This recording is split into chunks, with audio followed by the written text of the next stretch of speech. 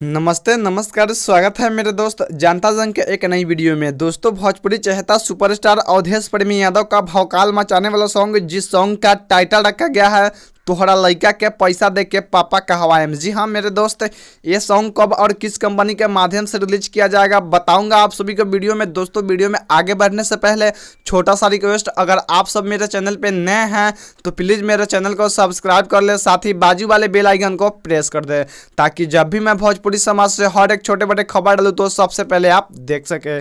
दोस्तों बता दें आप सभी को, भोजपुरी चहेता सुपरस्टार अवधेश प्रेमी यादव का तांडव मचाने वाला सॉन्ग, जिस सॉन्ग का टाइटल रखा गया है तोहरा लइका के पैसा दे के पापा कहवाएम। जी हाँ मेरे दोस्त, ये सॉन्ग बहुत ही जल्द, बस कुछ ही दिनों में आप सभी के बीच अवधेश प्रेमी ऑफिशियल यूट्यूब चैनल के माध्यम से रिलीज होने वाला है।